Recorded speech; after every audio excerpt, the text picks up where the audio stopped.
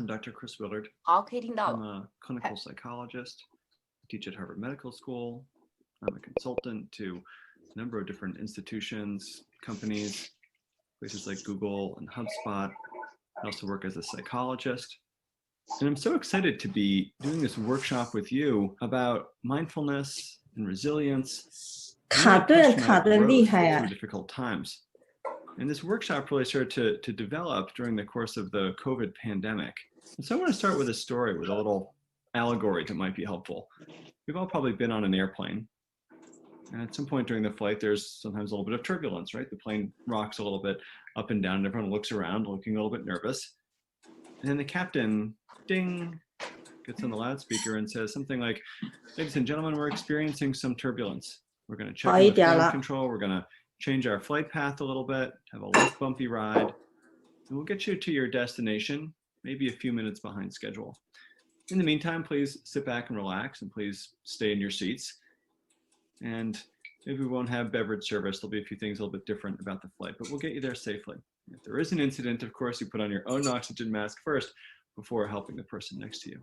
And this is also a good reminder on a number of levels of the fact that what our organizations might need, and again, whether that's ourselves or whether that's our families, what people need is steady leadership.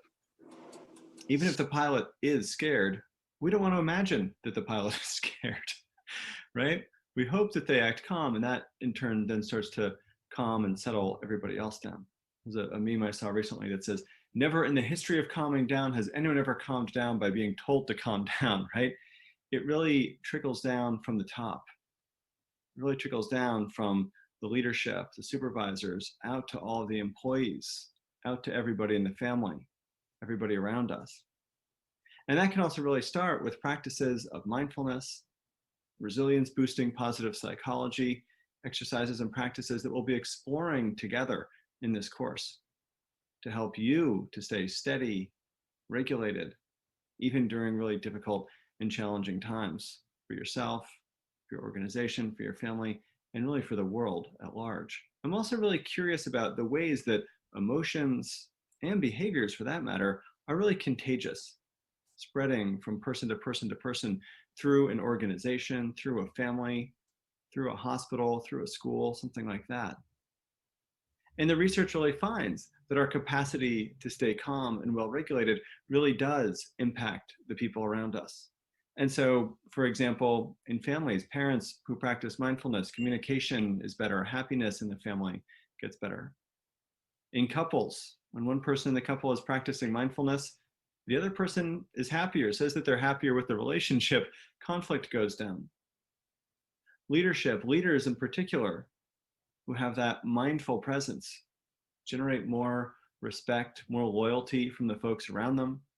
They're able to listen. They're able to act a little bit more skillfully going forward. They're able to speak more effectively, communicate more effectively. Therapists and doctors who have an interest or a practice in mindfulness, their patients actually tend to get better faster because there's a lot more trust between those two people. Even people that live together, the positive emotions spread from person to person to person. How to speak more effectively, how to act more effectively, how to adapt to really difficult situations that might be coming at us, really difficult changes. Because these are hard to adjust to. Maybe even in some ways traumatic changes that might be going on in the world or in people's lives. The good news, though, is that most people as individuals, most organizations, and most groups of people and communities actually grow stronger through difficult and challenging circumstances. And so that's what we'll be covering in this workshop. What are the conditions under which individuals come out stronger and more resilient? Organizations come out stronger and more resilient. Cultures, communities, and even whole countries can come out stronger and more resilient out the other side. Where I'd like to begin is actually with just a brief mindfulness and visualization practice. So I'll invite you as we begin just to start by finding a comfortable posture, just sitting upright. This will be about 5 or 8 minutes. If you like, you can just allow your eyes to close.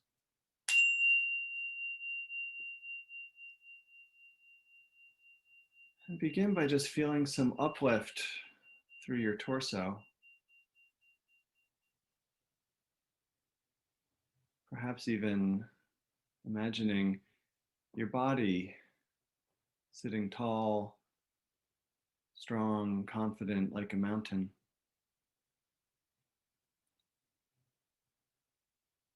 And just like a mountain, the world, the weather may change, but the mountain remains confident, strong, and still.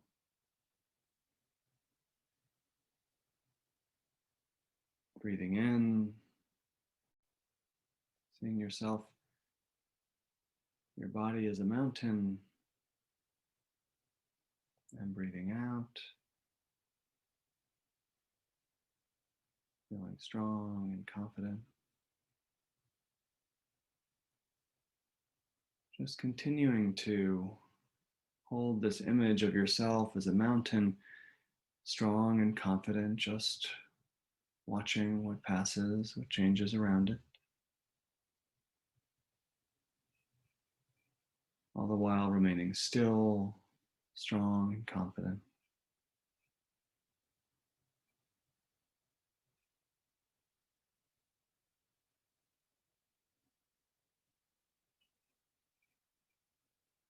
Breathing in, I see myself as a mountain. Breathing out, feel strong, steady, and confident.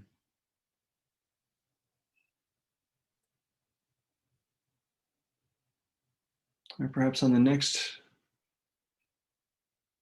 breath, when your mind wanders, you might just direct your attention back to your breath, just watching the gentle rise and fall of each inhale and each exhale.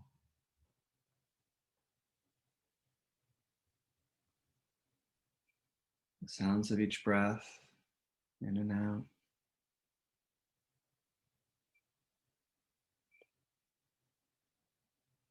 And just seeing your breath like waves of the ocean. Even hearing the sounds like waves of the ocean.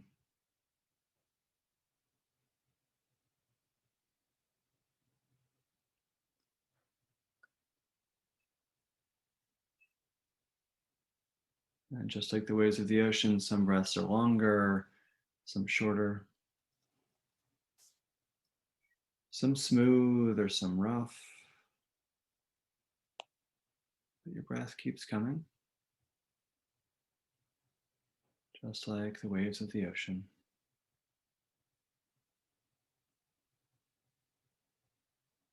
Breath just flowing like the ocean.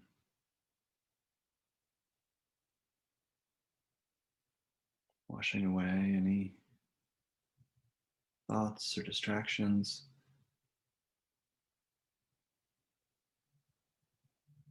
And each time your mind wanders off, you can just notice that and just directing it back to your breath, flowing like the waves of the ocean.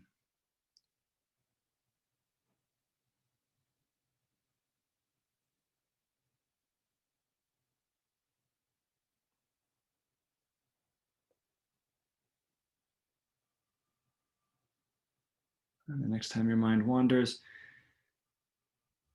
you might just bring it back to your mind, clear and open like the sky. And of course, thoughts, worries, emotions, moods will drift through your mind just like clouds or weather systems in the sky. And yet behind the clouds, the thoughts, your mind is always there, the sky is always there. Vast and open, accepting of whatever comes past without having to react.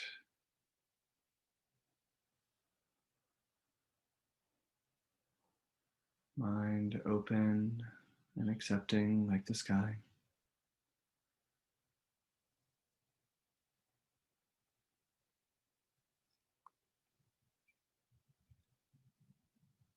Mind may wander off, and you can just bring it back to this image of mind like the sky, or breath flowing like the waves of the ocean, our body strong, confident like a mountain.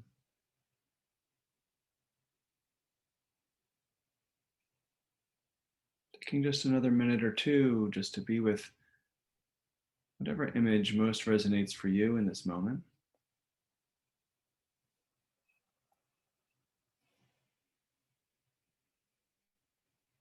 Body like a mountain, breath like the ocean, mind like the sky.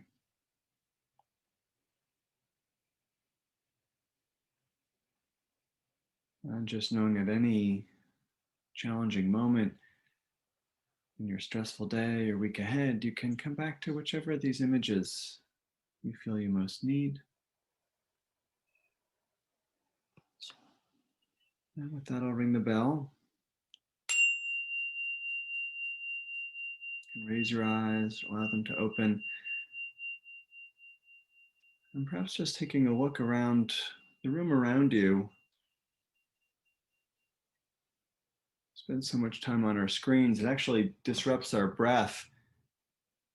It shallows and narrows our field of vision and inhibits our creativity. So just taking some time, 20 seconds maybe, to look about 20 meters in the distance for about 20 seconds.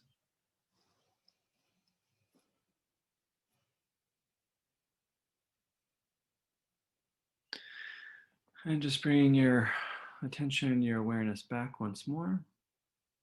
And what I want to turn toward more today, as we think about resilience and growth through challenging times, is this idea of resilience, and also to start to explore a little bit more deeply the ways that stress and unexpected events that create a lot more stress, or personal events that might create a lot more stress, actually really start to impact our physical functioning and performance, as well as our mental functioning and performance.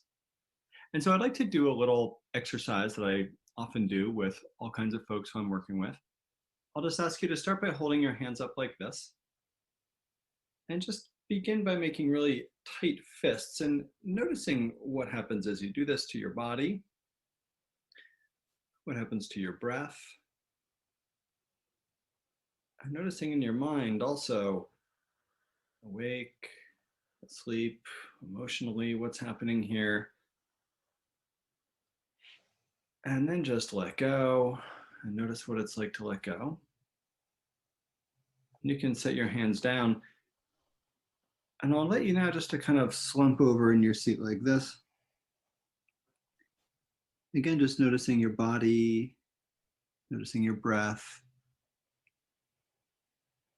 feeling awake or asleep, noticing any emotions that are here. Times you might feel like this. And then just a bit more upright in the middle.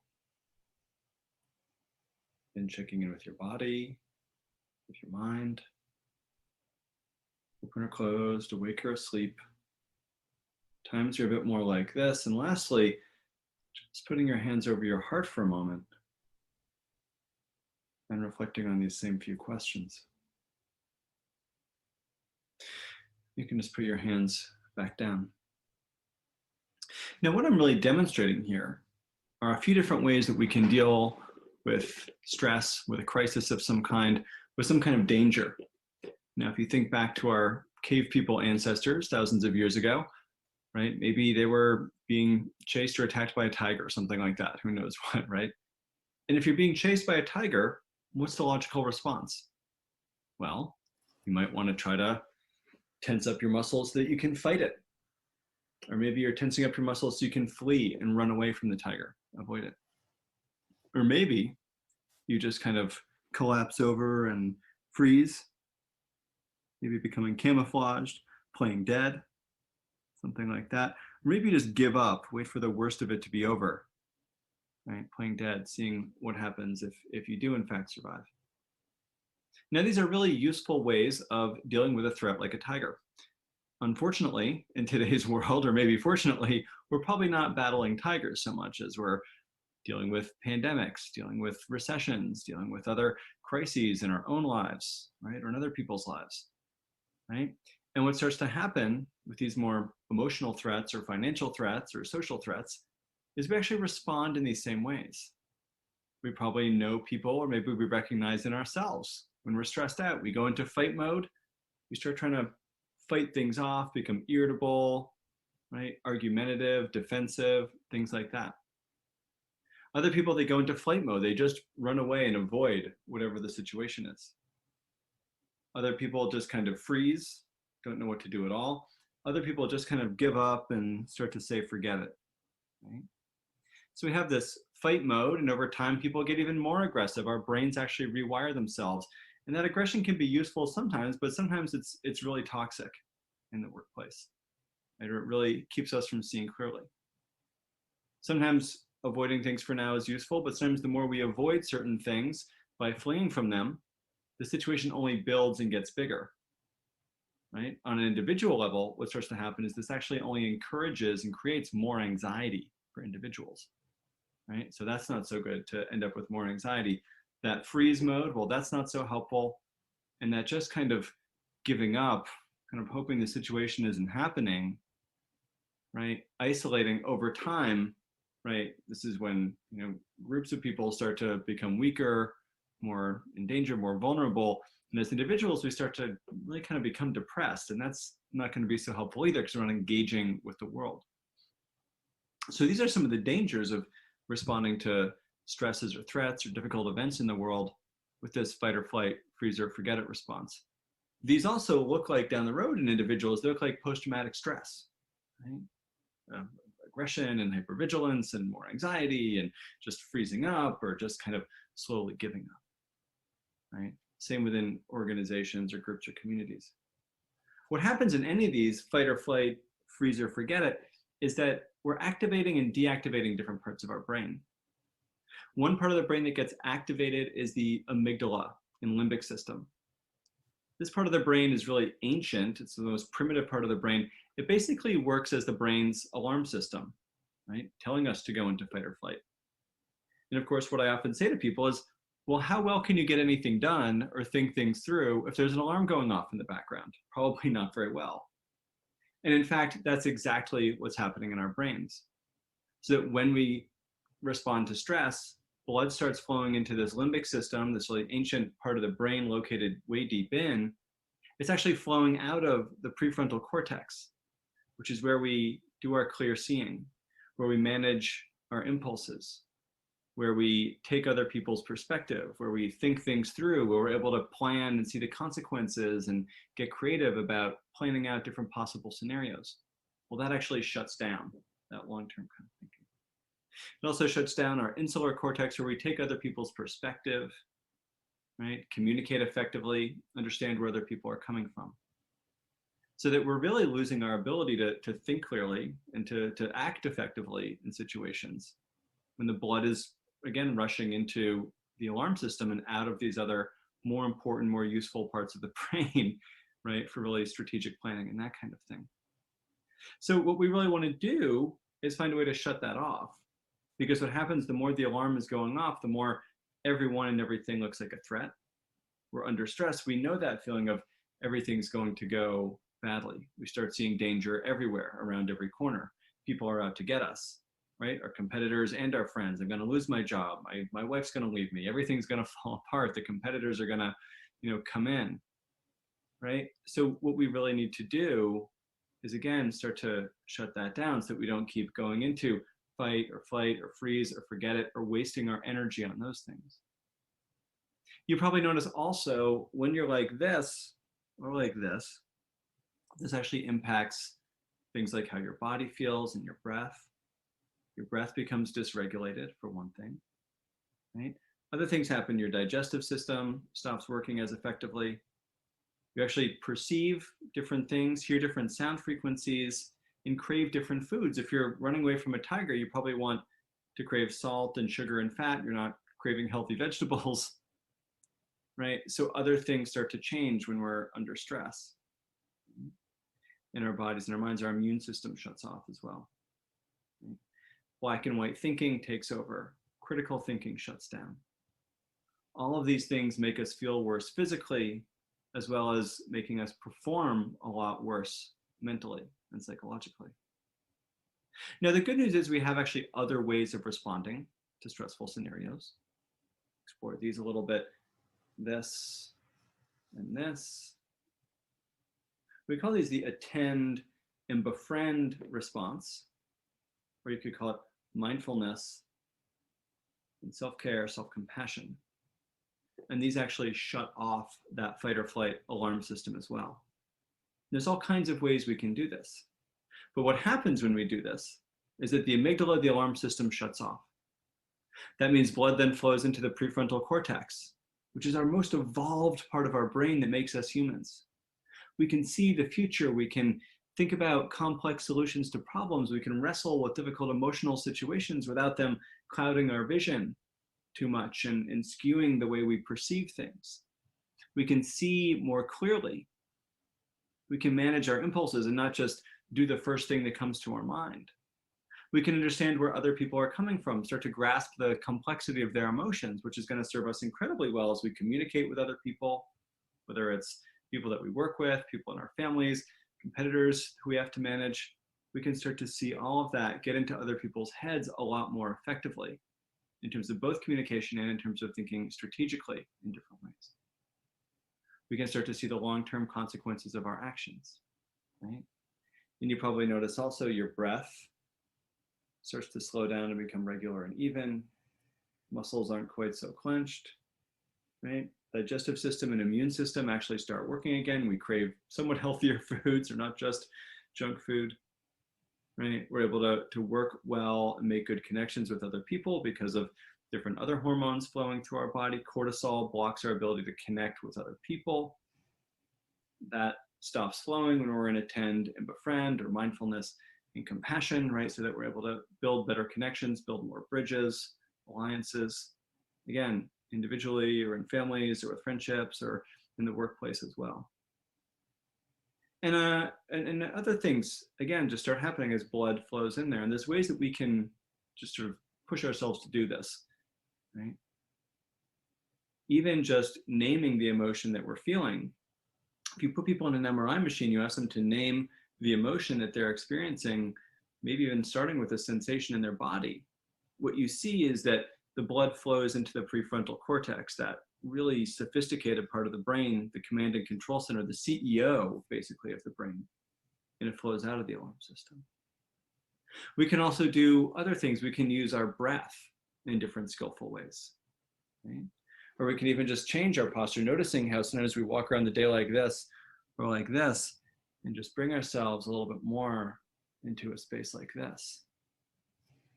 And so what we'll do next is we'll talk about a few breath practices that can actually start to regulate how we're feeling a bit more effectively. But for now, we just want to explore the ways that stress can really negatively start to impact us with fight or flight, freeze or forget it. And again, useful in some situations, but knowing when this is useful and when this is more useful, and learning how to shift between these, that's going to really optimize our brains and our bodies for the best performance that we can hope for, again, in really difficult and challenging circumstances we find ourselves in. And so what we want to do is we want to find a way that we can disrupt the fight or flight, freeze or forget it response, at least some of the time. Because again, some of this is going to be really helpful to us. But of course, in a lot of situations, to be able to choose our response is going to be the most helpful thing that we can possibly do for ourselves and for the other folks around us. So resilience comes by disrupting that cycle. One of the things that I mentioned in the last segment was that when you're like this or like this, you probably notice not only are your muscles a bit more tense, but actually your breath becomes a bit more shallow, right? A bit more dysregulated also. One of the things that's really interesting about our breath is the more well-regulated our breath is, the more well-regulated our brain is at the same time. So you can actually, we know that the breath is voluntary and involuntary muscles that are involved in that. You can actually learn how to adjust and regulate your breath. And therefore, you end up adjusting and regulating your body, your entire physiology and nervous system, which of course includes your brain. And so by adjusting your breath, you're adjusting your brain and regulating your brain, and in turn regulating your emotions, your impulses, your attention, your perspective, all of these other kinds of things. And also learning how to shut down or shut off the volume on that alarm system, which of course leads to much less clear thinking, inability to take perspective, incapability of seeing the bigger picture, and actually shifting our breath really does that. So I heard someone say a couple of years ago, your breath is actually like a remote control that I can actually change what's happening in your brain, shutting down the volume on the alarm, turning up, moving the blood actually really into the prefrontal cortex and insular cortex, which are what we really need to be able to help ourselves, like the pilot, right, navigate through challenging, turbulent situations in our lives or in the world around us. And so what I've learned from the research, Kelly McGonigal, who teaches at Stanford, what she's actually found is that you want to slow your breath down to somewhere between about 4 and 6 breaths in a minute, which is really not very many, right? When we do that, and especially when we extend the exhale, what that does is it shuts down the alarm and prepares our brain for long-term focus, clear seeing, and clear focus, right? Better perspective taking, seeing things really as they are, rather than just interpreting more and more things as a danger. We disrupt that cycle of fight or flight enough, we rewire our brains, they become more resilient so that we don't end up out the other side of a stressful situation with being wired for more stress. We're actually more wired for more insight, more wisdom, more perspective. So it can really be as simple as slowing our breath down. And there are a few ways that we can think about doing this. One is that we can just count our breath to get into that 4 to 6 breaths in a minute range. So one that I suggest, the 7-11 breath, trying this at a difficult moment in your day, about as simple as it sounds. We're going to breathe in, counting up to 7, and we're going to breathe back out, counting all the way to 11. And this again will really start to shift what's happening in your body, in your brain. We'll try this together for a few breaths. Just breathing in, 2, 3, 4, 5, 6, 7, and back out, 2, 3, 4, 5, 6, 7, 8, 9, 10, 11. Breathing in, 2, 3, 4, 5, 6, 7. Back out, 2, 3, 4, 5, 6, 7, 8, 9, 10, 11. Just breathing in yourself up to 7.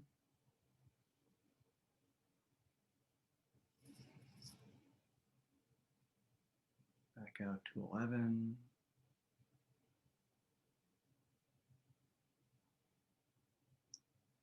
And up to 7.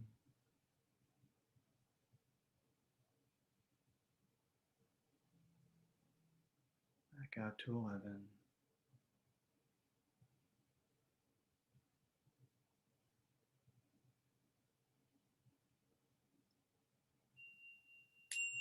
And you can actually let the counting fall away.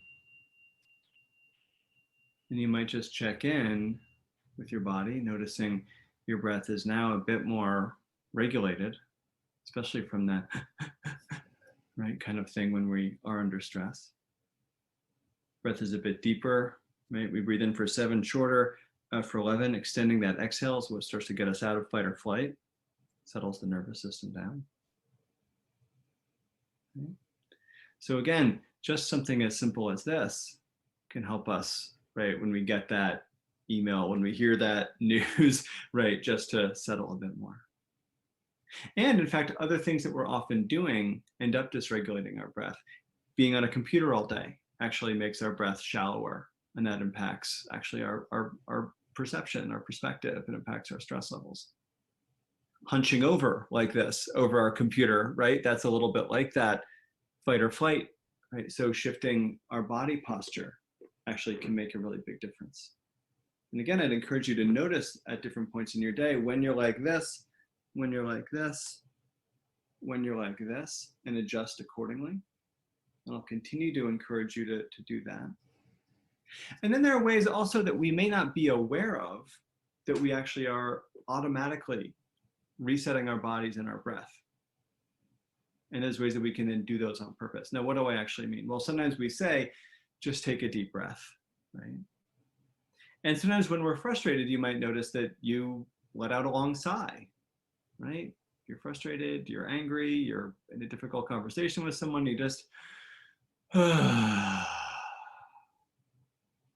that's a prolonged exhale that resets our nervous system, right? And helps us to regulate our emotions more effectively.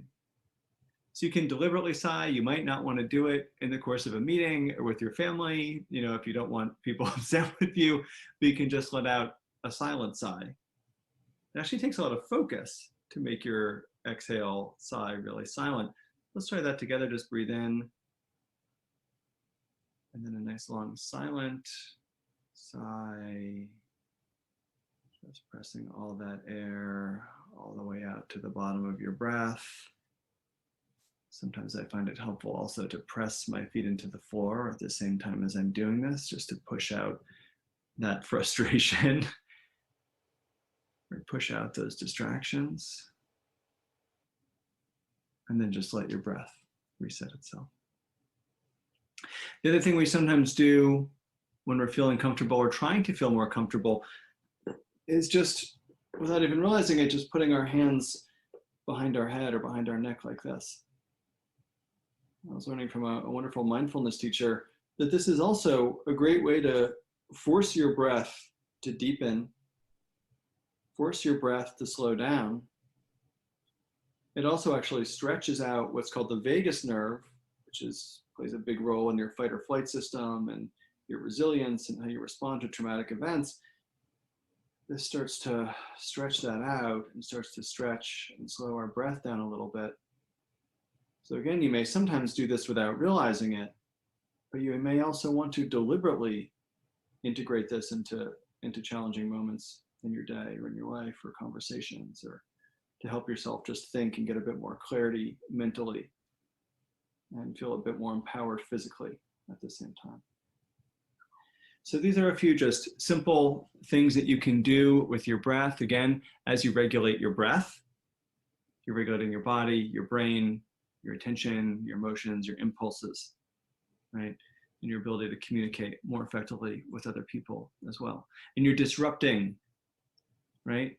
Like we do in the business world, you're disrupting that cycle of fight or flight, so that you're keeping your brain from wiring for even more stress and even more kind of problematic ways of perceiving the world and dealing with things.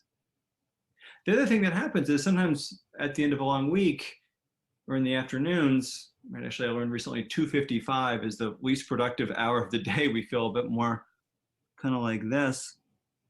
You can reverse that 7-11 ratio to wake yourself up to get a bit more focus.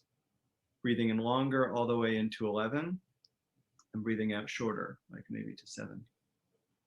In 2, 3, 4, 5, 6, 7, 8, 9, 10, 11.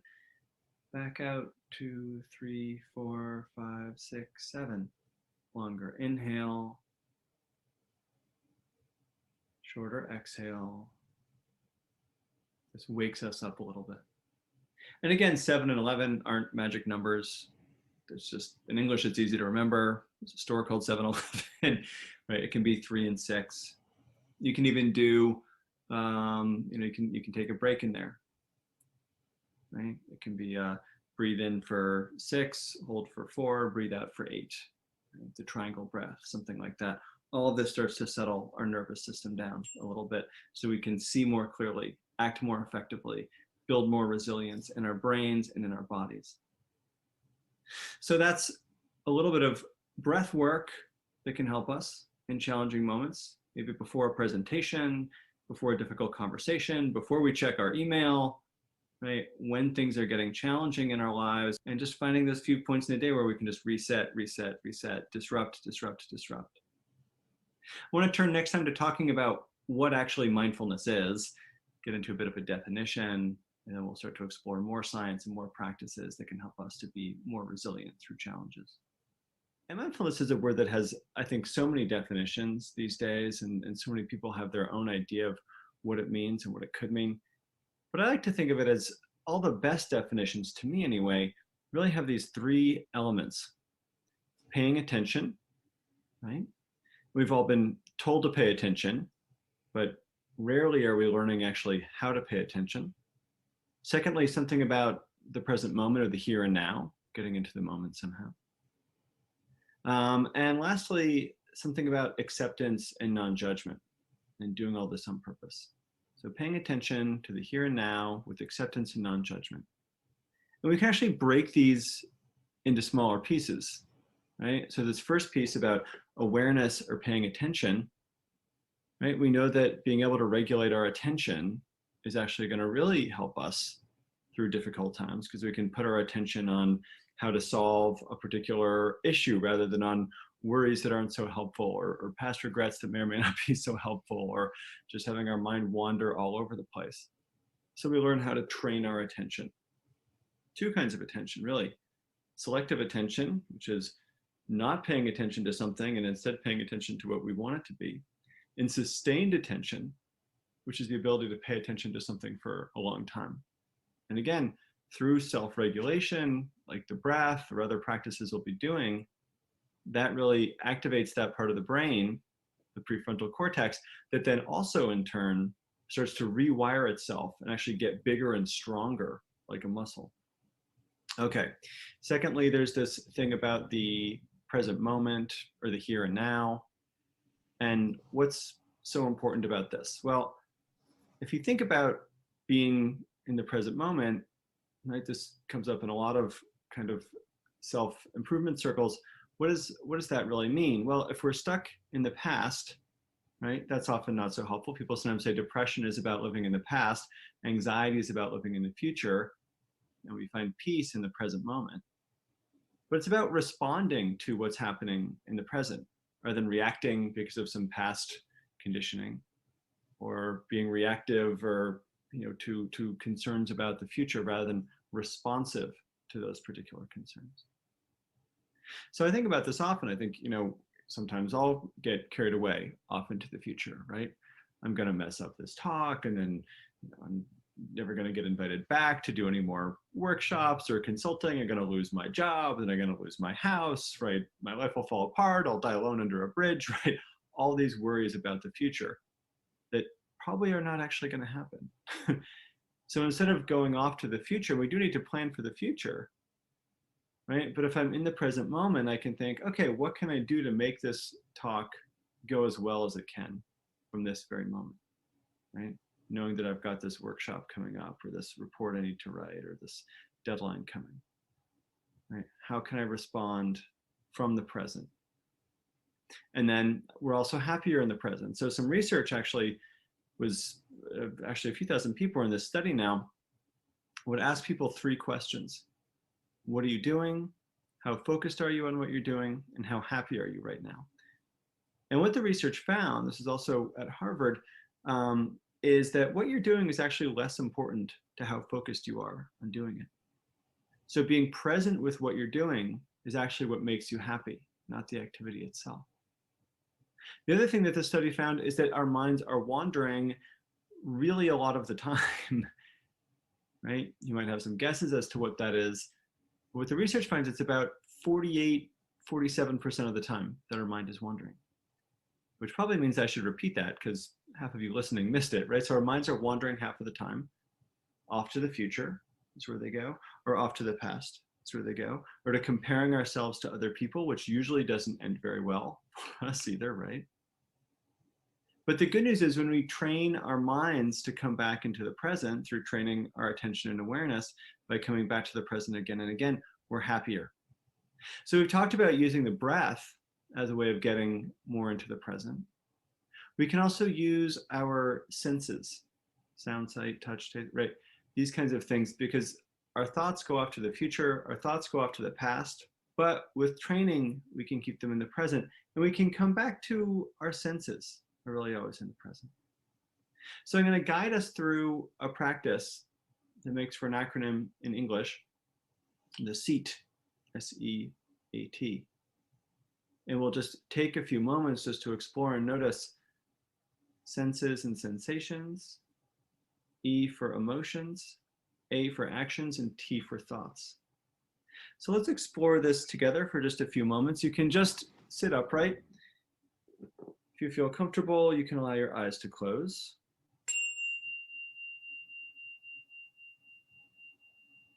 And listening to the sound of the bell as it fades.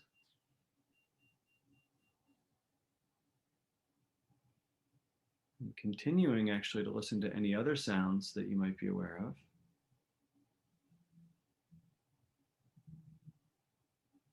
Sounds from a distance or sounds nearby.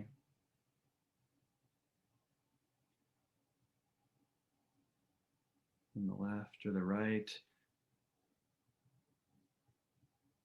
From the world around you or from your body.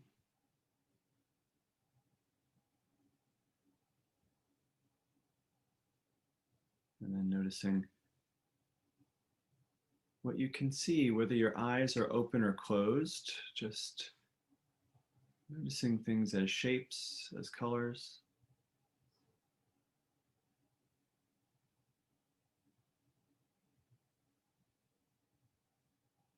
Any smells that you can detect in the air. Lingering tastes in your mouth. And any sensations.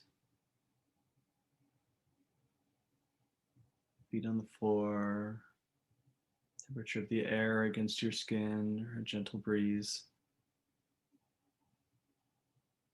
Texture of your clothing against your skin. Noticing also any sensations deeper inside your body.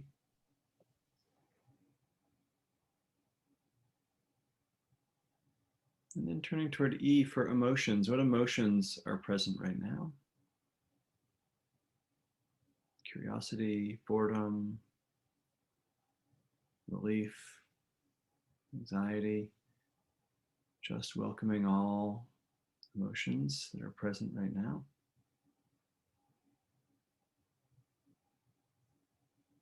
And then turning toward A for actions. What do you feel like doing right now? Taking notes, yawning and stretching, just noticing what actions or urges are here.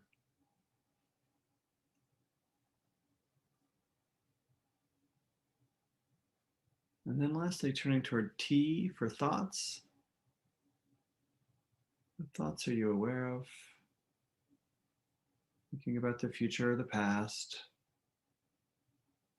Making those lists in your head. Just noticing thoughts. And just setting those thoughts aside.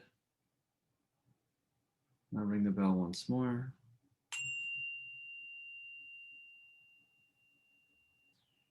Allow your eyes to open. And just aware that, again, like all of these practices that we're doing, any point in your busy day, you can just simply come back to the moment with just this little check-in. OK，好，